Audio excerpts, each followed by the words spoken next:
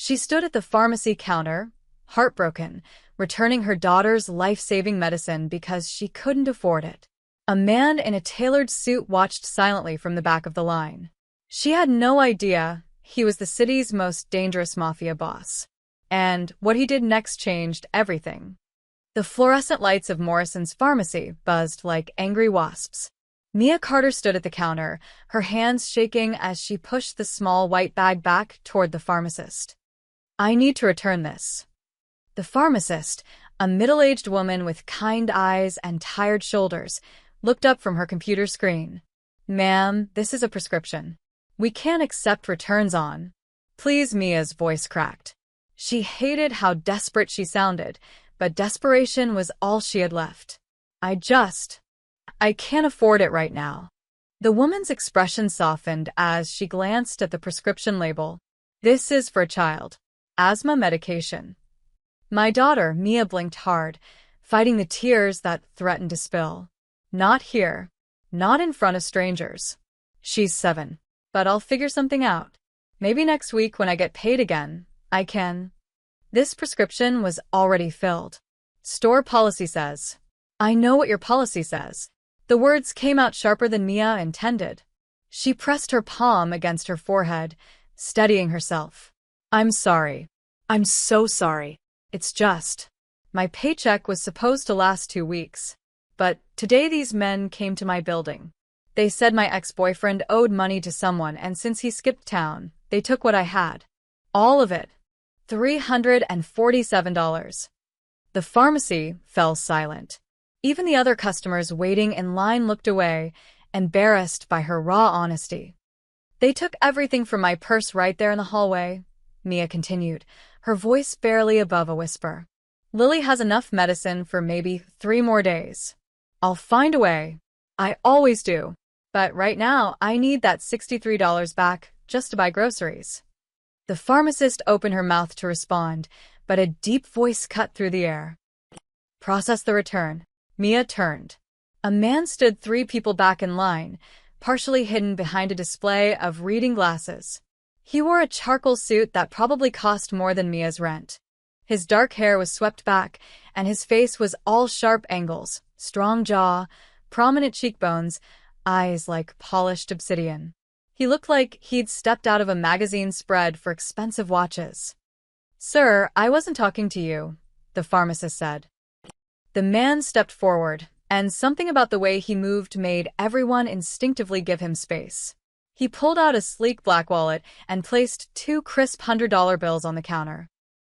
"Keep the medicine. Keep your $63, he looked at Mia directly for the first time. "And use this for whatever else you need." Mia's throat went dry. I can't accept that." "You already did," he nodded to the counter, where the pharmacist had already snatched up the bills with practiced efficiency, clearly unwilling to argue with this particular customer. "But I don't even know you," Mia protested. The corner of his mouth lifted, not quite a smile, but close. "Consider it an investment in good karma." Before Mia could respond, he turned and walked out of the pharmacy, a man who looked like muscle and menace holding the door open for him. Through the glass, she watched them climb into a black Mercedes with tinted windows. The pharmacist cleared her throat. "Well, that was something." She slid the medicine and some cash back across the counter. "Honey, you've got $63 here, plus he gave $200. I'm giving you back $137 as change." Mia stood frozen, staring at the money. "Ma'am? You okay? Who was that?" The pharmacist's expression shifted, something between fear and respect. "You're new to this neighborhood, aren't you?" "I moved here 6 months ago." "Why?" "That was Lorenzo Romano."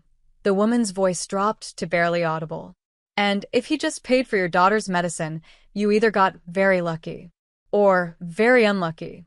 Time will tell which." In the Mercedes, Lorenzo Romano stared out the tinted window as his driver, Marcus, navigated through Chicago's South Side traffic. "Boss, you want me to look into the woman?" Marcus asked, his eyes flicking to the rearview mirror. "Yes. What exactly am I looking for?" Lorenzo was quiet for a moment, watching the pharmacy disappear behind them. He'd gone in for a simple errand, picking up medication for his grandmother who lived in the neighborhood, the woman who raised him before his world turned dark and profitable.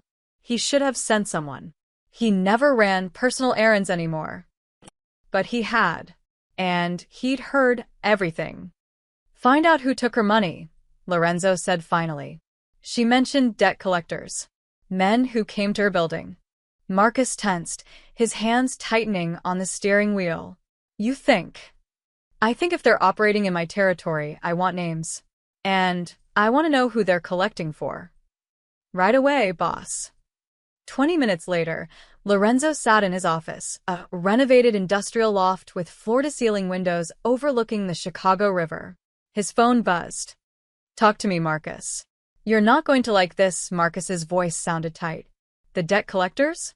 They work for us. Tony Barone's crew. They've been running collections in that district for the past 3 months. Lorenzo's jaw clenched.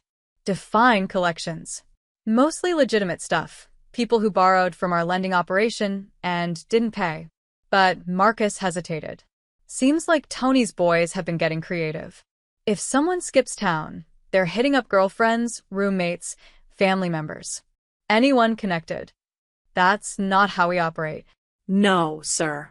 It's not. Lorenzo ended the call and stood, walking to the window.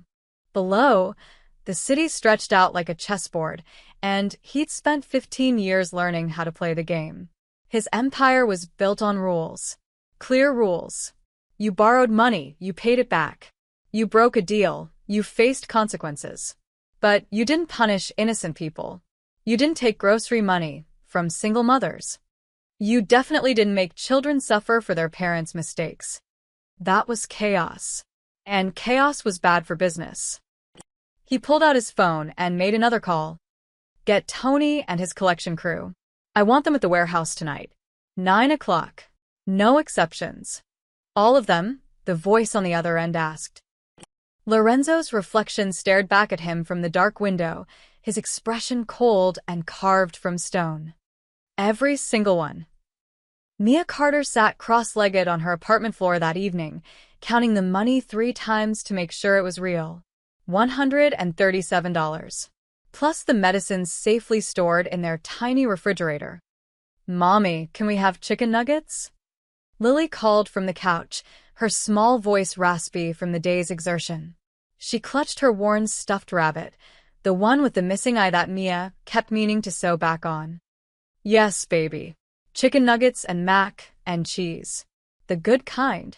Lily's face lit up, and for a moment, the weight on Mia's chest lifted. She could breathe again, at least for tonight. But as she heated dinner on their ancient stove, her mind kept returning to the man in the pharmacy. Lorenzo Romano. The pharmacist's warning echoed in her head. You either got very lucky, or very unlucky. Mia had learned to trust her instincts. They'd gotten her through an abusive relationship, 2 years of barely scraping by, and countless nights wondering if she was strong enough to keep going. Right now, those instincts were screaming that accepting money from a man like that came with strings attached. She just didn't know what kind yet. Across town, Lorenzo Romano sat in his office reviewing files that Marcus had compiled within 2 hours. Efficient. That's why Marcus had lasted 7 years as his right-hand man. Mia Carter, age 28, Marcus said, standing on the other side of the desk. Moved to Chicago from Springfield 6 months ago. Works 2 jobs. Morning shift at Rosie's Diner on 5th, night shift doing data entry for a medical billing company, remote. Single mother. No criminal record. Not even a parking ticket. And the ex-boyfriend. Devin Mitchell. Small-time con artist with a gambling problem. Borrowed $8,000 from Tony Barone's operation 4 months ago. Promised he'd pay it back with interest after some big score. Surprise, the score never happened. He disappeared 3 weeks ago. Last known location was somewhere in Nevada. Lorenzo leaned back in his chair. So Tony's crew decided to collect from the girlfriend.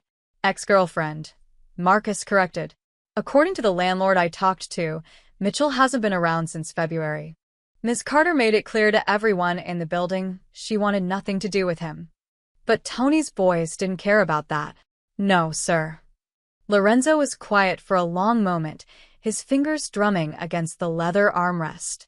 Outside, the sun was setting, painting the Chicago skyline in shades of amber and blood orange. How many others? He asked finally. Marcus shifted uncomfortably. How many other what? How many other people has Tony's crew shaken down who had no legal obligation to pay? The silence that followed was answer enough. Find out, Lorenzo said, his voice dropping to a dangerous quiet. I want names. Amounts. Everything. Boss, Tony's been with the organization for 15 years. His father worked for your uncle before. I don't care if his great-grandfather sailed over on the Mayflower with my ancestors. Lorenzo stood, buttoning his suit jacket. We have rules, Marcus. Those rules are the only things separating us from the animals.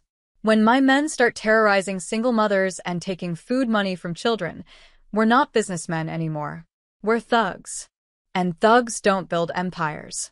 They build bonfires and burn everything down. Marcus nodded slowly. There's something else you should know.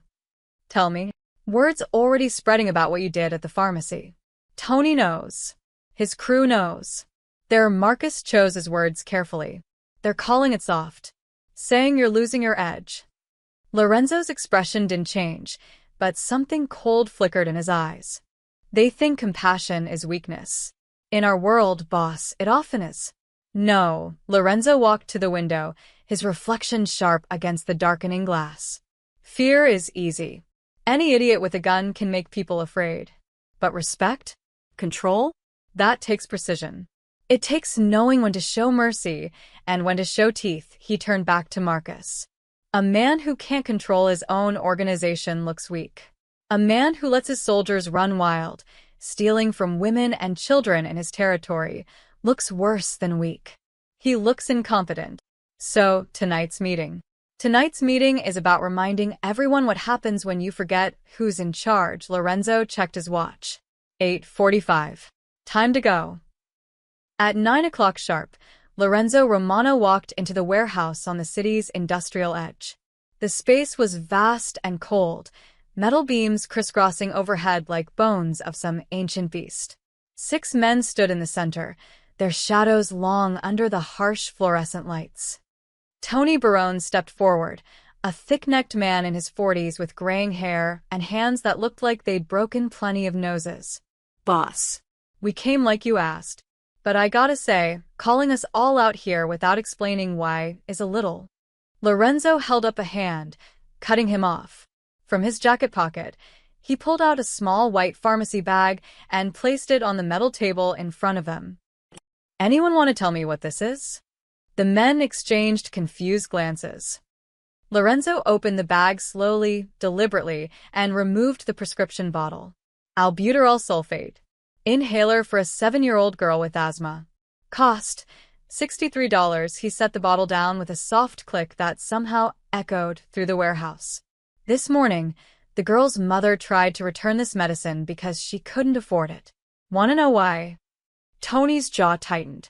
Boss, if this is about that woman on Archer Avenue. Her name is Mia Carter.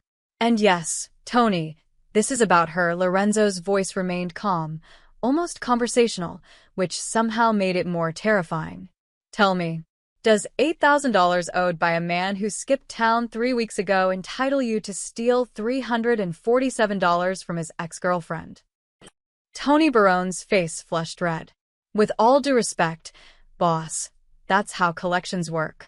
Guy owes money, disappears, we collect from whoever's connected. It's standard practice. Standard practice. Lorenzo repeated the word slowly, as if tasting something bitter. He walked around the table, his footsteps echoing. Tell me, Tony, when you were breaking her ribs, did you bother to verify she was still with Devin Mitchell? We didn't break anyone's.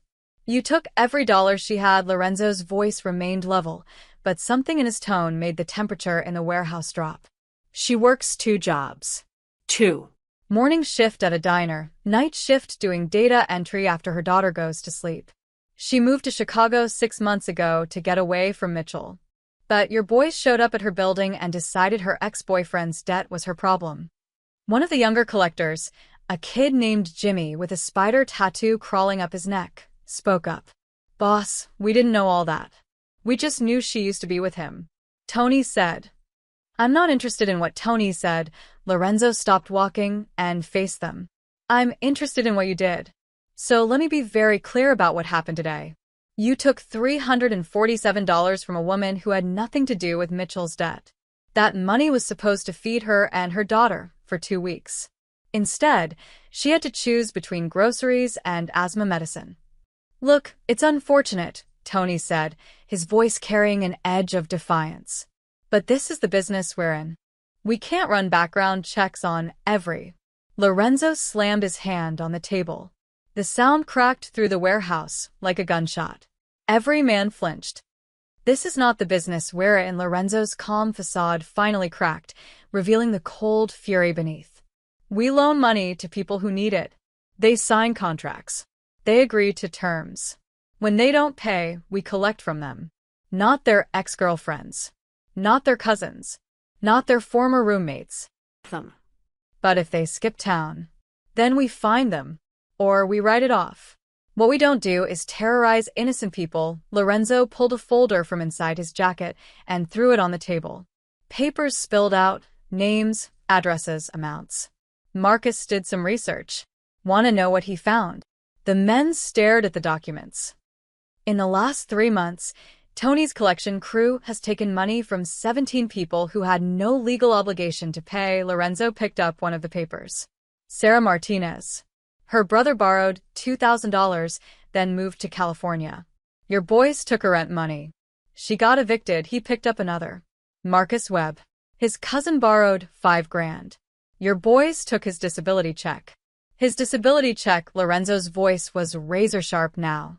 And this morning, you took grocery money from a single mother with a sick child. We were just trying to recoup losses, Tony said, but his voice had lost its earlier confidence. The organization was out money. We were making it right. Making it right? Lorenzo's laugh was hollow. You were stealing. There's a difference between collections and theft, Tony. And what you've been doing is theft. Jimmy shifted nervously.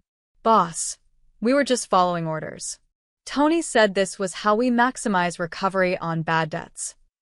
Lorenzo turned his attention to the young man. Tell me, Jimmy, when you took that money from Mia Carter's purse this morning, did she fight back? Jimmy looked at his feet. No, sir. Did she threaten you? Call the police? No, sir. What did she do?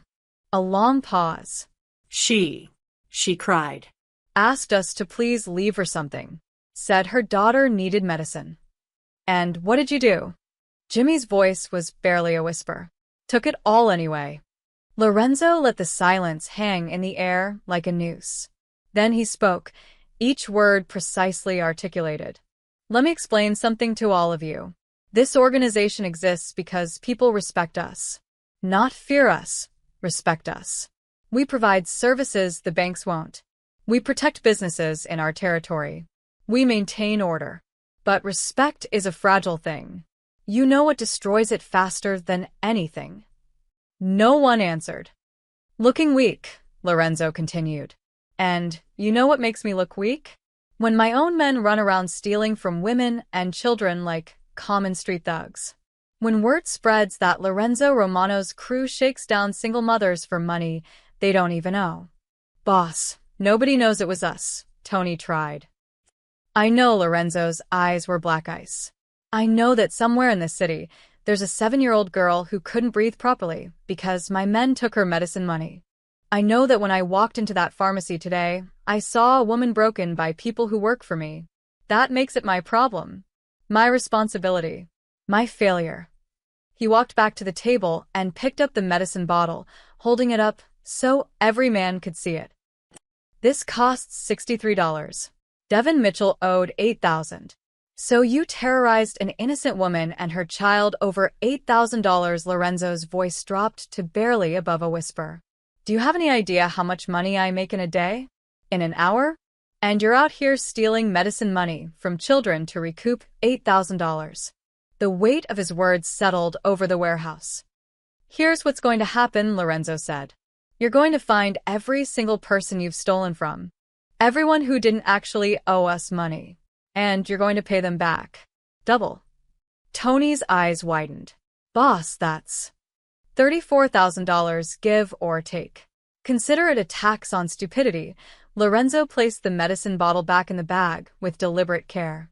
Because when you steal from innocent people in my name, you don't just steal from them. You steal from me. You steal my reputation, my control, my authority. He looked each man in the eye. You steal from me when you steal from a child. The next morning, Mia was washing dishes when she heard the engines. 3 of them. Deep, rumbling sounds that didn't belong in her neighborhood, where most people drove dented Hondas and rusty pickup trucks. She dried her hands on a towel and moved to the window, her heart already beginning to race. 3 black SUVs were parked in front of her building. Tinted windows. Chrome gleaming in the morning sun. Men in dark suits climbing out. Oh God, the towel slipped from her fingers. Lily looked up from her coloring book at the kitchen table. Mommy, what's wrong? Nothing, baby. Mia's voice shook despite her attempt to sound calm. Just stay right there, okay? Don't move. She watched as the men entered her building. Heard their footsteps on the stairs. Heavy, purposeful. Coming closer. Her apartment was on the 3rd floor, and she knew those footsteps were climbing toward her. This was it. This was the price of accepting help from Lorenzo Romano.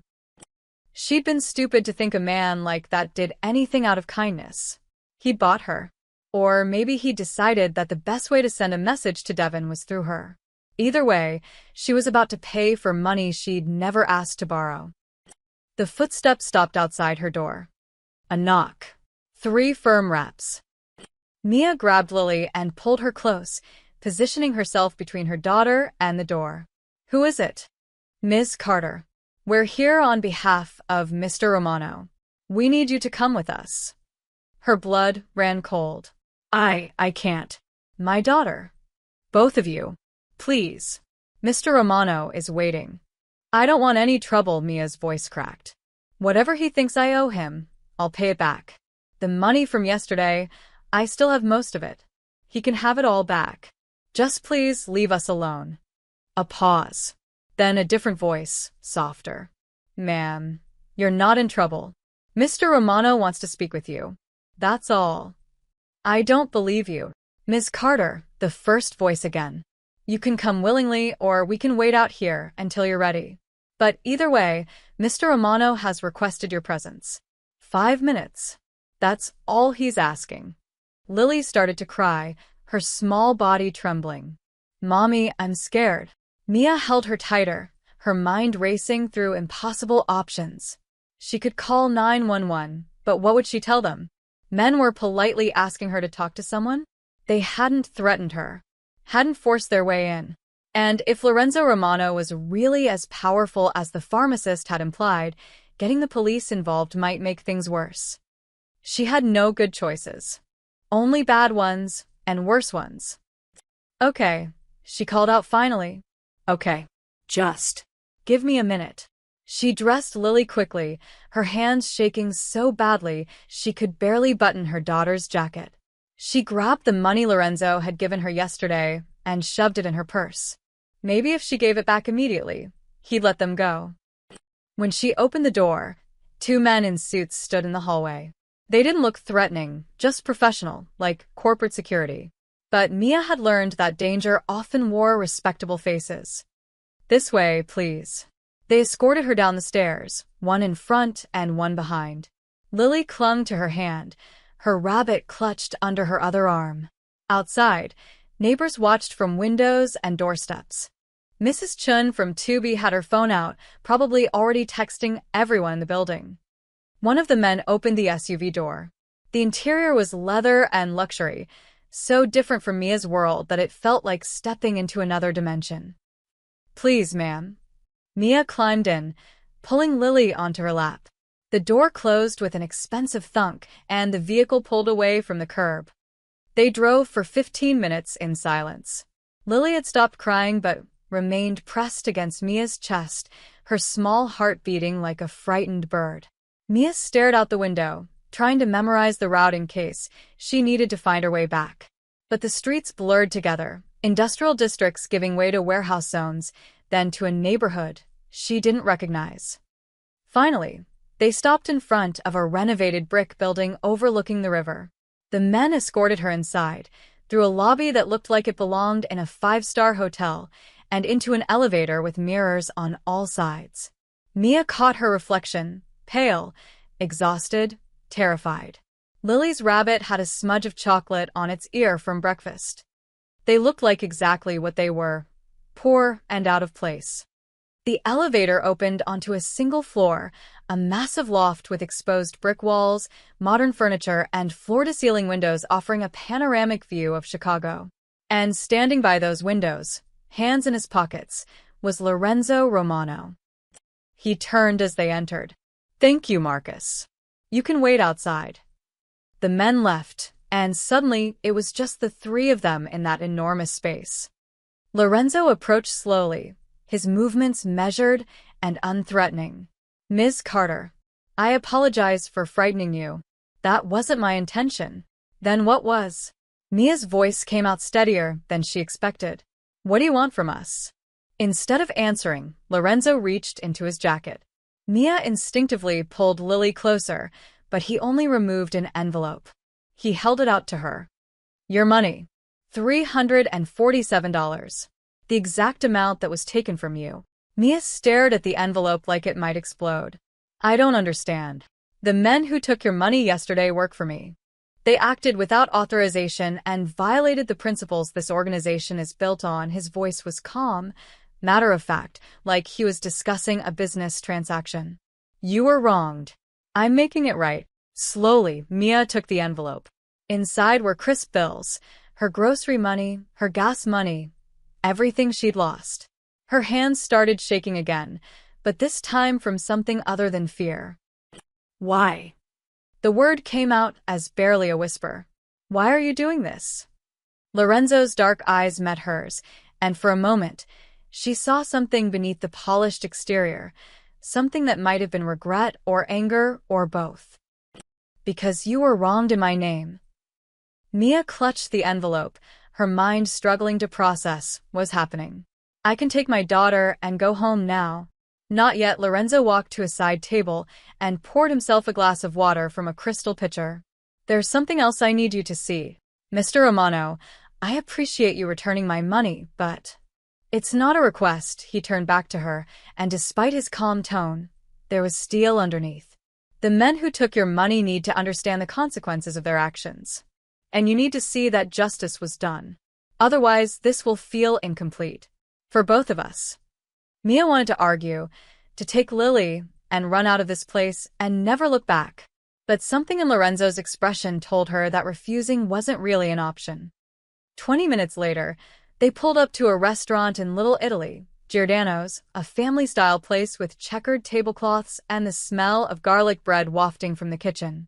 But the front door was locked, and a closed for private event sign hung in the window. Marcus opened the door. "Everyone's inside, boss." Lorenzo nodded and turned to Mia. "Stay close. Don't say anything. Just watch." The restaurant's interior was dim, chairs stacked on tables except for a cleared space in the center. About 20 men stood along the walls, some in suits, others in casual clothes, but all with the same watchful, predatory stillness. They parted as Lorenzo entered, their eyes tracking him with a mixture of respect and fear. In the center of the room stood Tony Barone and his collection crew, the 6 men from the warehouse. Jimmy with the spider tattoo looked like he might be sick. Lorenzo stopped a few feet from them. Mia hung back near the entrance, holding Lily's hand so tightly her fingers ached. Her daughter pressed against her leg, sensing the tension in the room. "Gentlemen," Lorenzo addressed the men along the walls. "Thank you for coming. I called this meeting because there's been a misunderstanding about how this organization operates. Some of our colleagues forgot the rules. So today, we're going to have a refresher course." He turned to Tony. "Tell everyone what you did." Tony's jaw clenched. Boss, we already went through this at the… Tell them. The silence was suffocating. Finally, Tony spoke, his voice tight. My crew collected money from people who didn't legally owe it. Family members. Ex-girlfriends. We took it upon ourselves to expand the definition of liability. You stole from innocent people, Lorenzo corrected. Say it properly. Tony's face flushed red. We stole from innocent people. And why did you do that? To recoup losses on bad debts. Lorenzo turned to address the room. Tony and his crew collected from 17 people who had no obligation to pay us. Mothers, brothers, people who had nothing to do with the original debts. And this woman here. He gestured to Mia, and every eye in the room shifted to her. She felt exposed, vulnerable, like an exhibit in a museum. They took her grocery money because her ex-boyfriend skipped town owing us $8,000. Murmurs rippled through the crowd. Ms. Carter works 2 jobs, Lorenzo continued. She left her ex to protect her daughter. She moved to this city for a fresh start. And my men showed up and stole everything she had. She tried to return her daughter's medicine because of us. The murmurs grew louder. Mia saw some of the men shaking their heads, their expressions darkening as they looked at Tony's crew. Lorenzo pulled an envelope from his jacket. The total amount stolen from all 17 victims was roughly $17,000. Tony, your crew is going to pay back double.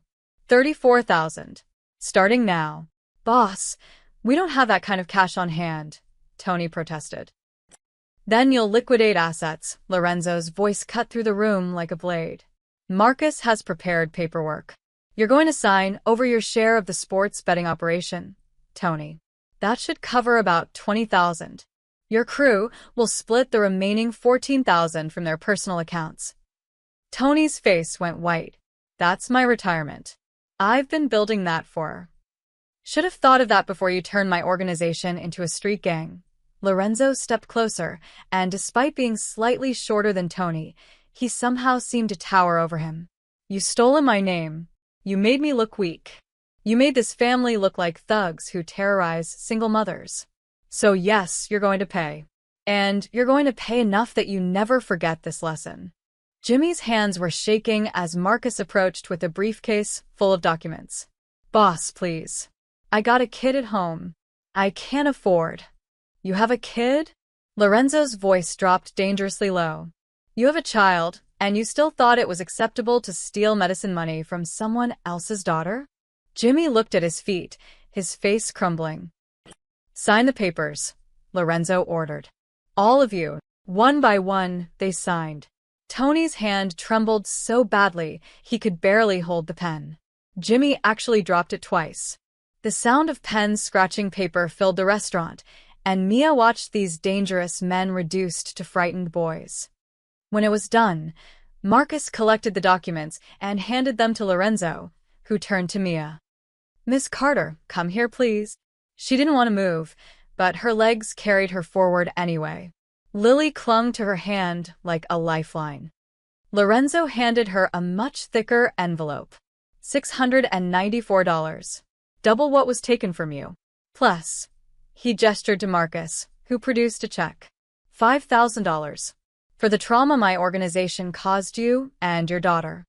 Mia stared at the check, her hands trembling. This is too much.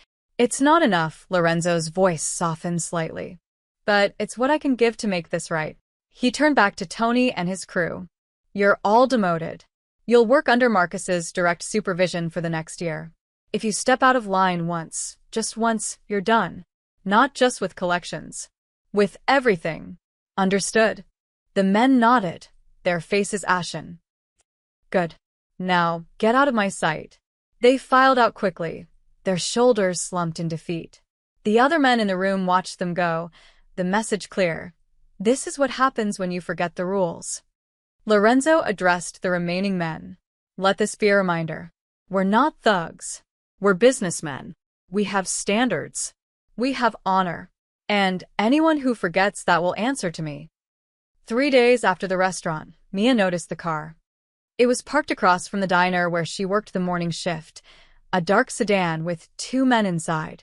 They sat there for her entire 6-hour shift, drinking coffee from thermoses and occasionally speaking into phones. When she left at 2 o'clock, the car followed her home. "Can I help you?" she called out when she reached her building. One man lowered his window. He had kind eyes and a salt and pepper beard. "Just making sure you get home safe, Miss Carter." "I didn't ask for bodyguards." "Mr. Romano's orders, ma'am." She wanted to scream. Instead, she went inside and called the number Marcus had given her in case of emergency. Lorenzo answered on the second ring. "Ms. Carter, is everything all right? Why are there men following me?" A pause. "For your protection." "Protection from what? I thought you said everything was handled." It was. But word travels fast in my world. His voice was measured, careful. When a man in my position shows public favoritism to someone, it creates opportunities for enemies. Mia's stomach dropped. What kind of opportunities? The kind where people see you as a weakness they can exploit. So until things settle down, you'll have security. It's not negotiable. You can't just decide to control my life because I can and I am. You became my responsibility the moment I stepped into that pharmacy. Now please, let my men do their job. He hung up before she could argue. Across town, in a dimly lit pool hall on the west side, Vincent Calabrese leaned against the bar and listened to his lieutenant, Ray, recount the story for the third time. Romano made them sign over assets. In public. In front of 20 guys. All because some broke woman couldn't afford medicine. Ray shook his head. Word is spreading everywhere. People are saying he's gone soft. Vincent sipped his whiskey, considering. He'd been chipping away at Romano's territory for 2 years, ever since Lorenzo took over from his uncle. The Romano family had controlled the South Side for decades, but Vincent was patient. He waited for openings, for moments of weakness. This felt like one. "What do we know about the woman?" Vincent asked. "Mia Carter. Single mom. Works 2 jobs. Lives in a dump on Archer Avenue." Ray pulled out his phone and showed Vincent a photo, a pretty woman with tired eyes, holding a little girl's hand outside the diner. "Romano's got 2 guys on her at all times now. Rotating shifts. He's protecting her." "That's what I'm saying, boss. He's got real feelings for her.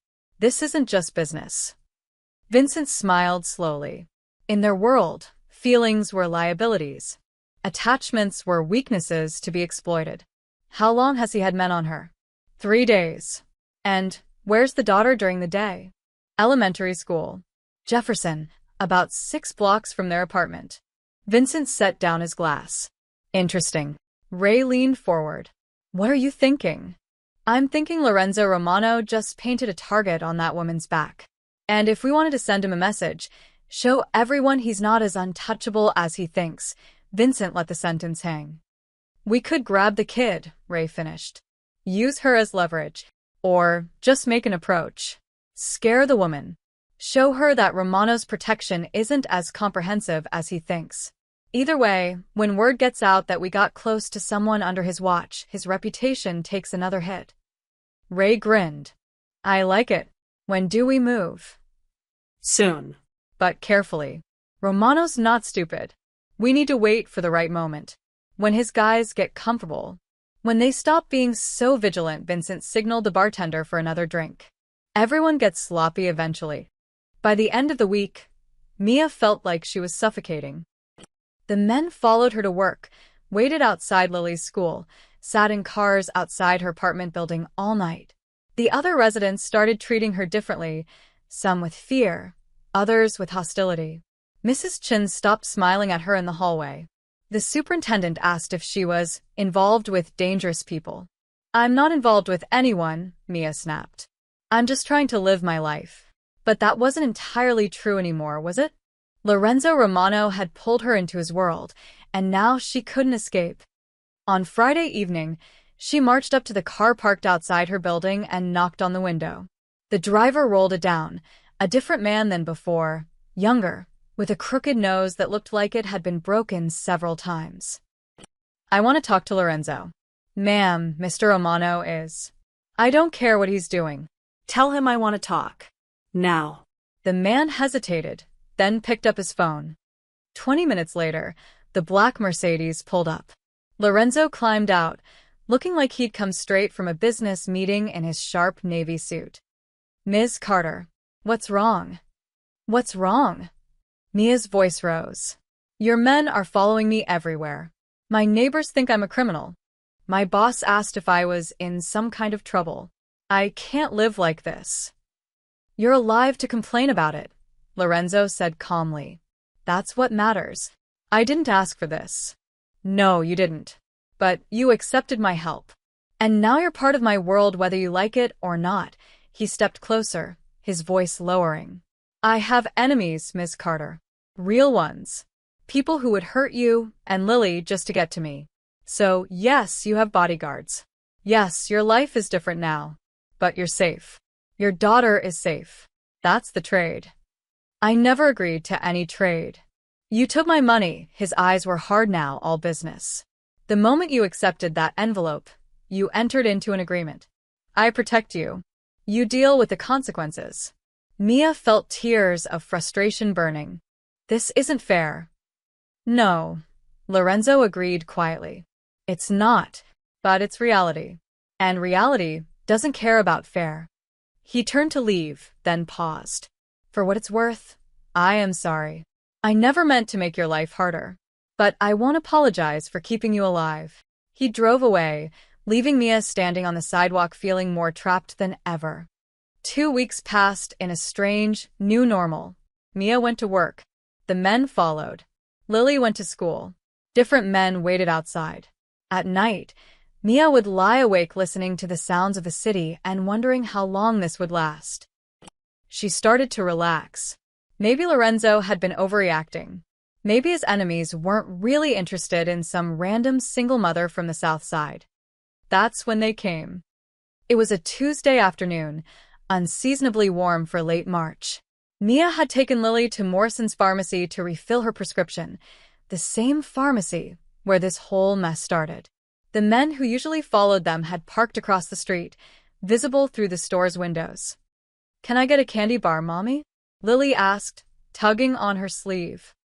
"Not today, baby. We need to get home for dinner." They left through the front entrance, Mia carrying the small pharmacy bag. The sidewalk was crowded with after-work foot traffic, people rushing to catch buses and trains.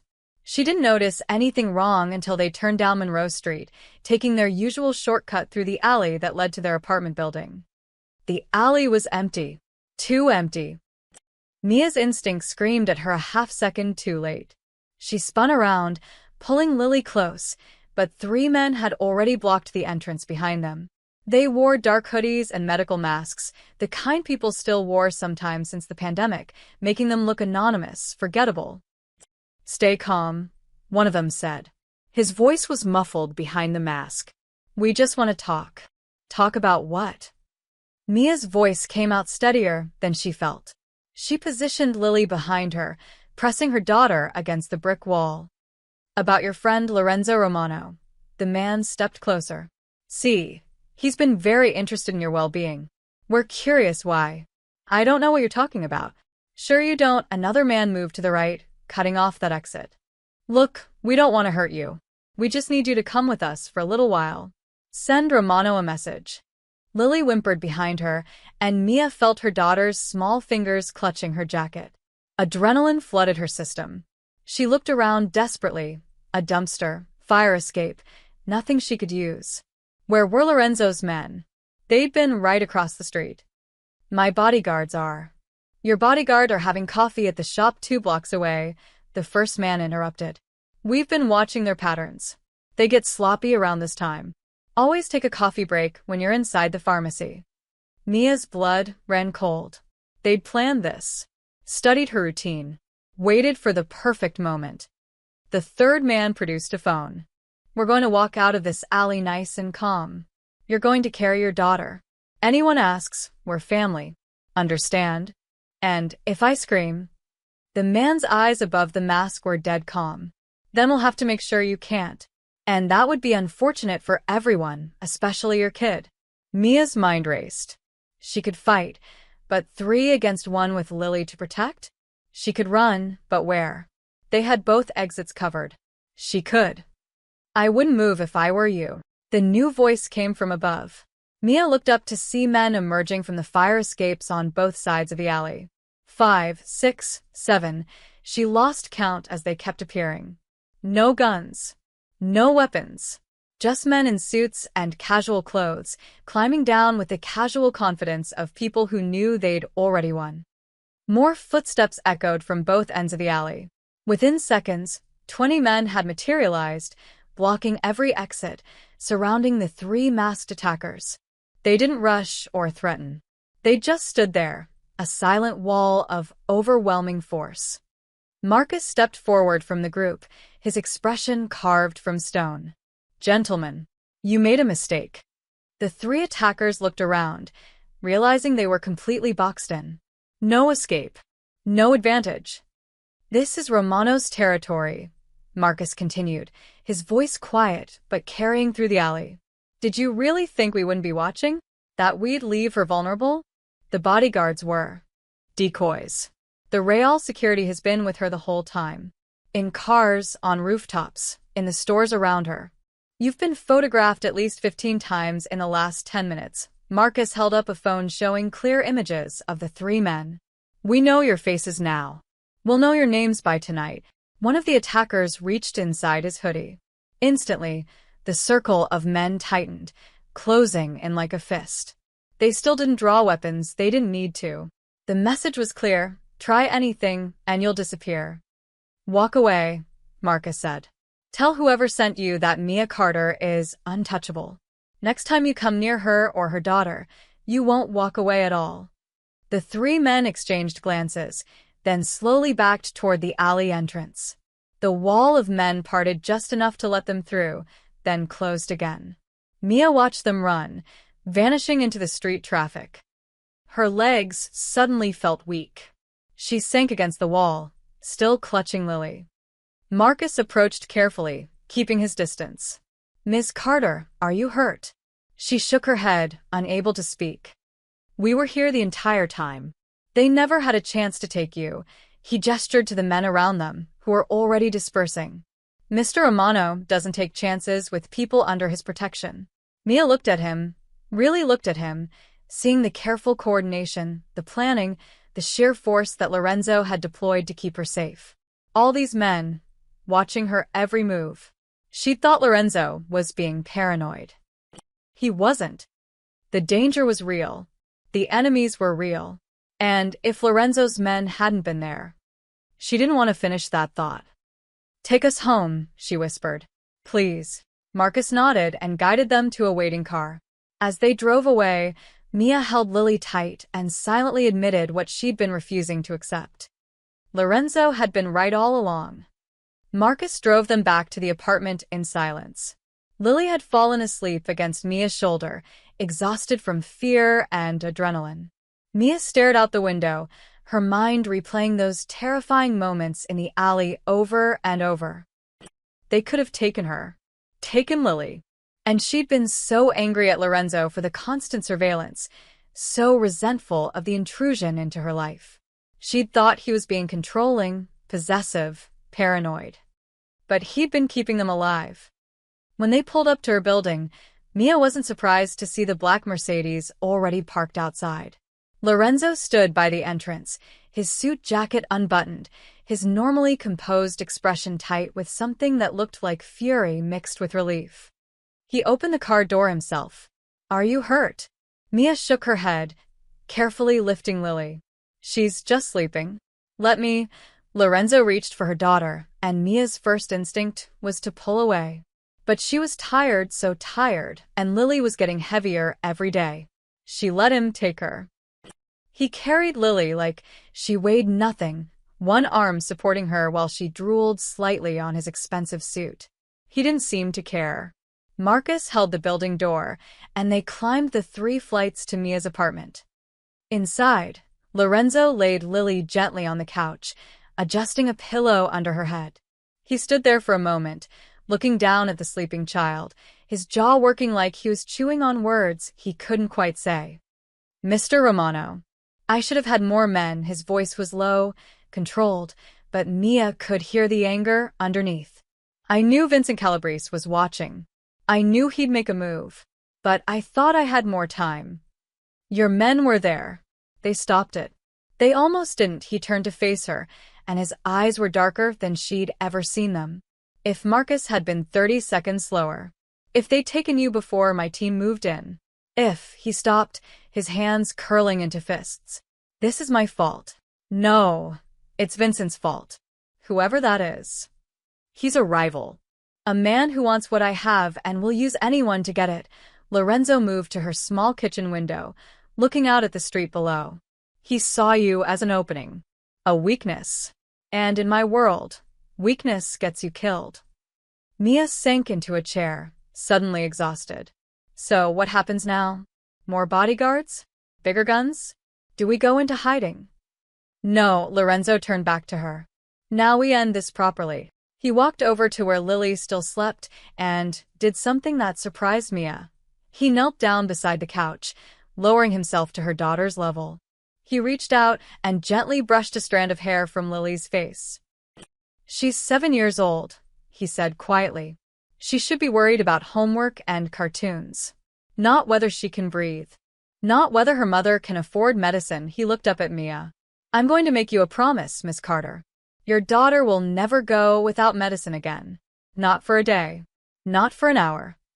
Mr. Omano, you've already done. I'm not finished, he stood, pulling out his phone and showing her a screen. I've set up an account with Northwestern Memorial Hospital. Fully funded. 20 years of treatment, medication, specialists, anything Lily needs. The money is already transferred. It's done. Mia's hand flew to her mouth. That has to be hundreds of thousands of dollars. 250,000, actually. More if she needs it. He pocketed the phone. I also looked into your situation. Your ex-boyfriend, Devin Mitchell? He left you with more than just emotional scars. There are debts in your name that he opened. Credit cards, payday loans. I've had my lawyers handle it. Everything's cleared. You're starting fresh. Tears burned in Mia's eyes. Why? Why are you doing all of this?